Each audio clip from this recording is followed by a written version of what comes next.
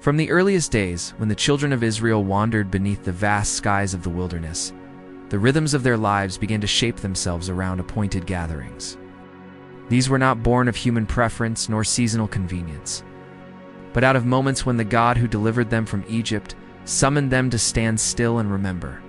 As the desert winds swept across the shifting sands and the tribes pitched their tents around the tabernacle, the people were taught that their days, their seasons, and even their years were to be marked by sacred assemblies. These convocations, given in the wilderness of Sinai, were spoken with the authority of the same voice that thundered from the mountain whose peak burned with fire. In the book of Leviticus, it is written that these gatherings were to be holy convocations commanded to all the generations of Israel, Leviticus 23:2-2. The establishment of these convocations began with the rhythm of time itself. The children of Israel lived not according to the rising of empires, nor the customs of foreign lands, but by moments set apart. As the sun dipped each week below the horizon, beginning the rest of the seventh day, the Sabbath rose as the foundation of all convocations. It was the first and most enduring, long before feasts were named and offerings prescribed. The Sabbath was blessed and sanctified, hearkening back to creation itself.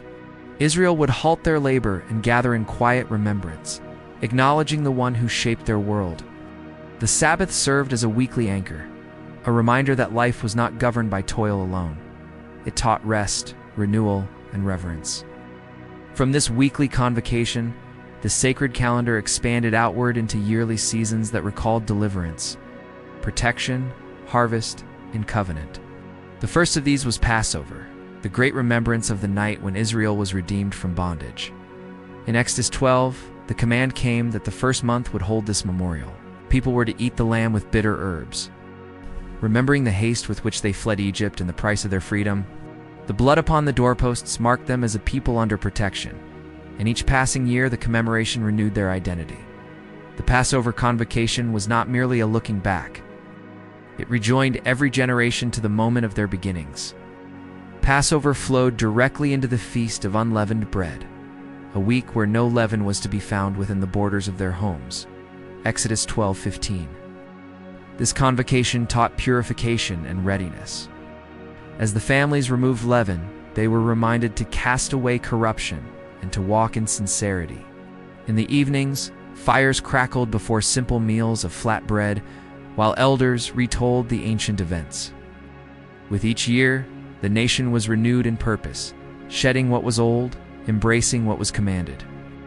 The narrative of these convocations in Israel's early years is one of a people learning to weave memory into their identity. They were a nation born suddenly freed, slaves transformed into a covenant people, and the sacred calendar became their compass. Just as the stars above the wilderness were fixed in their courses, so these assemblies fixed the community in its purpose. When Passover approached, hearts were stirred. When unleavened bread began, the sound of households searching and preparing echoed across the land. In a world surrounded by nations with their own customs, myths, and cycles, Israel's gatherings stood distinct. They were not celebrations of seasons alone, nor tributes to agricultural spirits, but living reminders of intervention, covenant, and transformation. These convocations shaped a people whose story could not be severed from their memory. As the months unfolded and Passover ended its solemn retelling, another convocation drew near on the horizon. It rose like a dawning light, promising a new kind of remembrance, one not rooted in departure from bondage, but in the granting of instruction. A new gathering was approaching in the unfolding sacred cycle, one that would mark the very heart of Israel's identity. So the story continued. The days moved forward from the Passover season, and the wilderness took on the early heat of the year. The fields of barley ripened in their time, and the people brought the first sheaf to the sanctuary. This act began a count that stretched across weeks, binding the harvest to the rhythm of memory. 7 weeks of waiting carried Israel from the season of deliverance toward another convocation, one rooted not in escape, but in revelation. It was written in Leviticus 23:15-17 that after the counting of 50 days, the convocation known as the Feast of Weeks was to be kept.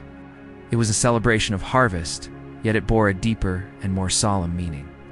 According to tradition remembered among the children of Israel, This season recalled the moment when the covenant at Sinai was sealed. When the mountains shuddered and the people trembled beneath the sound of the trumpet, though the desert path had long been behind them, each year the Convocation echoed those awe-filled days when the nation stood at the foot of the burning height. The Feast of Weeks marked not only the end of the first harvest, but the renewal of the instruction that guided their lives. Families would bring 2 loaves baked with leaven, unlike the earlier feasts where leaven had been removed. These loaves signified the completion of the harvest that the Most High had blessed, the bounty filling homes with nourishment after months of labor. The priests lifted them before the sanctuary, a visible reminder that every blessing flowed from the covenant. This convocation symbolized the partnership between heaven and earth, Israel's labor and the blessing of provision. A recognition that the one who led them from Egypt also sustained their land and their households. As the nation gathered, there was a spirit of gratitude mingled with reverence, for the same voice that thundered at Sinai still shaped their destiny. The land itself seemed to join this gathering, its fields golden under the sun, its early produce filling baskets. Songs rose across the assembly grounds, mingling with the bleating of offerings brought before the priests. Children watched in wonder as the elders spoke of the covenant through which the people were bound to walk in righteousness. In these moments, the Feast of Weeks served as a reminder that Israel did not wander aimlessly. They lived by instruction, by a pattern given in the wilderness. With this convocation, the first half of the sacred calendar reached its height. Israel had remembered the night of deliverance, cast aside corruption, offered the first fruits, and renewed the covenant. But the seasons continued their march. The fields would soon yield greater fruit, and the sun would scorch the plains. As summer deepened, the people looked ahead to the turning of the year, when the 7th month would approach like a shadow solemn, heavy and filled with expectation. The sacred calendar now faced its most extraordinary chapter. As the days lengthened and the dryness of the land intensified, a hush seemed to settle over the nation. The 7th month drew nearer, and with it, convocations that reached into the very heart of Israel's identity. These were gatherings not merely of remembrance or gratitude, but of judgment, repentance, atonement, and joy. And so the narrative pressed onward toward the solemn sound of the trumpet. The 7th month dawned with a stirring unlike any other. This was the month when the spiritual pulse of Israel beat strongest, when the entire nation seemed to hold its breath. Leviticus 23:24 commanded that on the first day of the 7th month there would be a memorial of blowing trumpets, a sacred convocation. The sound of the shofar broke across the hills and valleys, echoing like a voice calling from ancient depths. The trumpet blast marked not the conclusion of a harvest, nor the remembrance of an escape, but a summons to introspection. This convocation announced the beginning of days set apart for reflection. The people looked inward, weighing their actions and seeking restoration. The trumpet's call spread across every settlement, reaching shepherds on distant slopes and families in clustered villages. It awakened memories within the hearts of the old and stirred the imagination of the young. As the sound faded into the distance, the people prepared for solemnity. The trumpet convocation was a gateway into the most sacred moment of the entire year. 10 days later came the Day of Atonement, described in Leviticus 23:27 as a day of affliction and cleansing. This was the convocation where the entire nation stood before the presence of the Most High with humility. The high priest entered the sanctuary with garments of purity, stepping into the inner place where none but he could go. In the silence of that chamber, away from the multitude, he carried the weight of the nation's sins, seeking reconciliation. Outside, the people waited with bowed hearts, their thoughts fixed upon the unseen moment. The atmosphere carried a quiet intensity. The desert winds blew softly, almost respectfully. Each person understood that this was not a time of feasting nor celebration, but a moment when the nation sought restoration with its Creator. The Day of Atonement reset the spiritual course of Israel, washing away the burden of the past and granting a restored beginning. But the 7th month did not end with solemnity. Like a sky clearing after a storm, the atmosphere of repentance gave way to joy. Only days after Atonement came the Feast of Tabernacles, a 7-day convocation filled with celebration. The people built booths from branches, recalling the years when their ancestors dwelt in temporary shelters during the wilderness journey, Leviticus 23:42-43. These structures rose across villages and fields like living reminders of dependence and preservation. Families gathered beneath woven roofs of palm and leafy boughs, looking up at the stars through the open slats. Children listened as parents described the hardships of the wilderness, the miraculous provision of manna, and the pillar that guided them by day and night. Laughter mingled with memory as food-filled tables and lamps glowed within the booths. The Feast of Tabernacles was one of joy, thanksgiving, and unity. The Convocation reminded Israel that the same one who brought them through desolate lands now filled their fields with abundance. It taught humility and gratitude. It transformed the entire land into a living reenactment of the journey from Egypt to promise. For 7 days, the nation stepped into a shared memory, celebrating not only the past but the present provision that sustained them. When the 8th day arrived, a solemn assembly concluded the festival. This quiet moment after a week of joy reminded the nation that cycles continue, seasons end, and sacred gatherings return. The 7th month, with all its weight and wonder, had brought Israel through repentance, atonement, remembrance, and joy. The sacred calendar stood complete in meaning, yet its year-long cycle would begin again, always teaching, always shaping. As the people dismantled their booths and returned to their homes, a reflective stillness settled upon the land. The sacred convocations had woven together history, faith, and identity. And though the year would turn again to sowing, harvesting, and daily toil, the memory of these gatherings lingered like the fading scent of incense in the sanctuary. But the sacred calendar held one more element in ancient rhythm that transcended even the yearly convocations.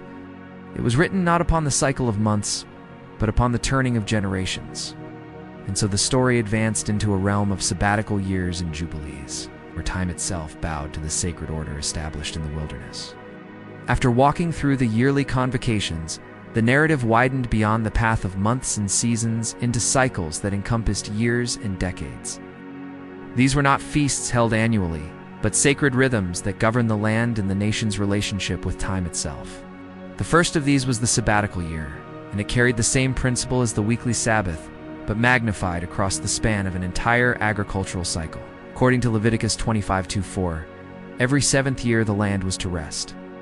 A solemn instruction that reminded Israel that they were tenants upon soil that ultimately belonged to their Creator. During this year, the fields were neither plowed nor sown. Whatever sprang up of its own accord could be eaten, but no harvest was to be gathered into storehouses. This was a year of trust, humility, and dependence. Families placed their confidence not in the abundance of their labor, but in the blessing upon the land. The sabbatical year reset social patterns as well. Hebrew servants were released, debts were reconsidered, and the community experienced a renewal that aligned with the principles woven throughout Israel's history. Just as the people rested weekly in remembrance of creation and deliverance, so the land rested in recognition of sovereignty.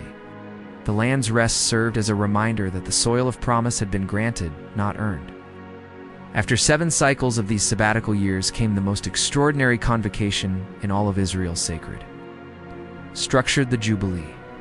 On the 10th day of the 7th month, during the Day of Atonement, the trumpet was sounded throughout the land, marking the beginning of the 50th year, Leviticus 25:9-10.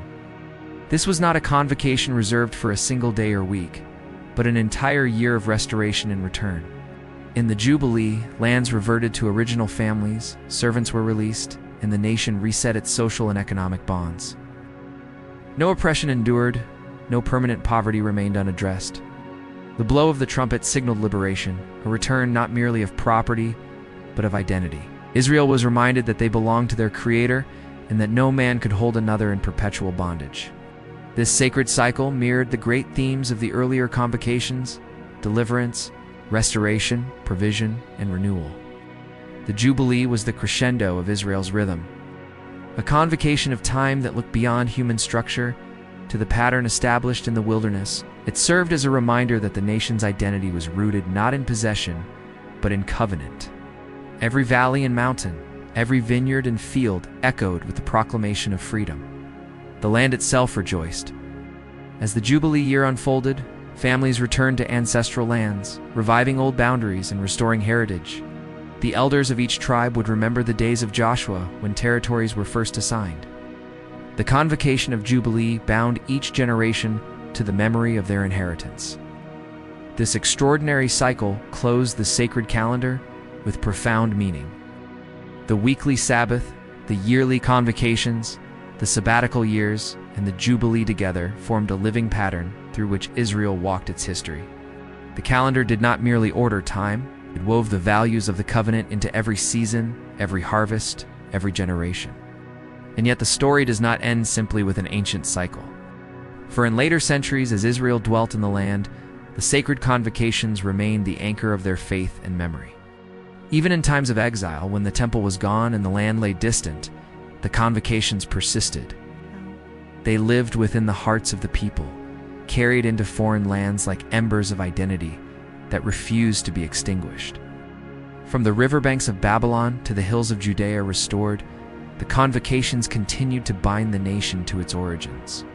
And so the story flowed into the ages, carried by priests, prophets, scribes, and families who whispered these instructions to their children beneath the stars. As the centuries unfolded, the sacred convocations shaped not only the seasons of Israel, but its entire worldview. These gatherings were more than ritual observances. They were the lens through which Israel understood time, purpose, and destiny. The Passover convocation bound them eternally to the night of their deliverance. The Feast of Unleavened Bread reminded them to walk in purity. The Feast of Weeks recalled the covenantal instruction that molded their identity. The trumpet blast stirred the soul to consider its paths. The Day of Atonement renewed their relationship with the one who guided them. The Feast of Tabernacles immersed them in remembrance of wandering and preservation. And the sabbatical cycles in Jubilee underscored that all life, all land, and all time belonged to their Creator. Through these convocations, Israel learned that memory was not a passive act. It was a living reenactment that connected each generation to the moment when their nation began. The sacred calendar became a river flowing through ages, carrying the past forward and shaping the future. Each convocation served as a stone placed within that river, marking crucial points in the nation's journey. In times of faithfulness, the convocations were celebrated with zeal. Pilgrims ascended to Jerusalem, carrying offerings and singing psalms. The air filled with the sound of flutes, the bleating of lambs, the rustle of garments, and the murmur of prayers. Children ran through crowded courtyards, their eyes wide with wonder as they took in the grandeur of the temple and the solemnity of the rituals. The priests moved with practiced precision, reflecting the continuity of a tradition handed down from the wilderness. In times of neglect, prophets rose to remind the nation of its sacred obligations. They spoke of convocations kept in form, but not in spirit, urging the people to remember the purpose behind each gathering. The calendar was not meant to be an empty cycle, but a living covenant. The convocations carried Israel through triumph and tragedy. When the temple fell to invading armies and the children of Israel were taken into captivity, the sacred calendar endured. It became a shield for the heart, a connection to the land from which they had been torn. By keeping the convocations even in distant lands, the people maintained their identity. The feasts became moments when home felt near, when the memory of Zion stirred within them, and when they returned to rebuild, the convocations guided them once more. The rebuilt temple, though smaller than the one Solomon constructed, echoed with the same ancient rhythms. The people gathered again in the 7th month, as written in Ezra 3:2-1, to keep the feasts and restore the altar. The sacred calendar proved stronger than exile, stronger than kingdoms, stronger than time. Today, as this narration draws toward its close, the story of Israel's holy convocations stands as a testament to endurance. These gatherings formed the heartbeat of a nation, structuring its days and centuries, carrying its identity through wilderness, settlement, exile, and return. The convocations framed Israel's relationship with the one who called them out of bondage, guided them through desolation, and sustained them in the land of promise. Each convocation whispered a truth that echoed through generations, that time is sacred. Memory is essential, and the people are bound to a story greater than themselves. And now, as we step back from this sweeping journey through seasons and centuries, we are left with the enduring image of a nation gathered beneath the ancient skies, listening for the blast of the trumpet, the quiet of atonement, the joy of the harvest, and the shelter of the booth. The sacred calendar begins anew with each passing year, inviting all who hear this narrative to reflect upon the rhythm of remembrance. For just as Israel once journeyed through wilderness and promise, so the heart journeys through seasons of reflection, renewal, gratitude, and hope. And the convocations continue to shine like markers upon the path, calling the people to remember who they are, where they came from, and what they have been entrusted with across the ages.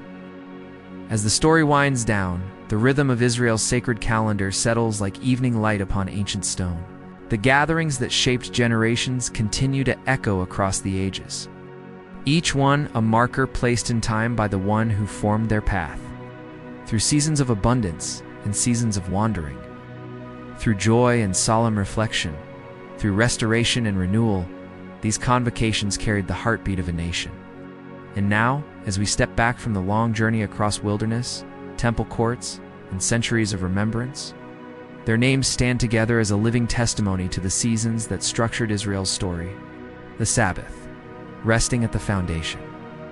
Passover, recalling the night of deliverance. The Feast of Unleavened Bread, set apart with purity. The Feast of Firstfruits, offering the earliest harvest. The Feast of Weeks, celebrating the bounty and instruction. The Feast of Trumpets, sounding reflection across the land. The Day of Atonement, humbling the nation in repentance. The Feast of Tabernacles, rejoicing beneath the shelter of remembrance. The Eighth-day Assembly, drawing the festival to its quiet close. The Sabbatical year, granting rest to the land. The Jubilee, restoring heritage and freedom across generations. These are the convocations of Israel, markers of time, anchors of identity, and guiding lights carried through the ages. As the sacred calendar turns once more, their memory remains, inviting every listener to pause, reflect, and remember the path walked before them. Hit that like button, subscribe, and turn on the bell. More Bible figures await.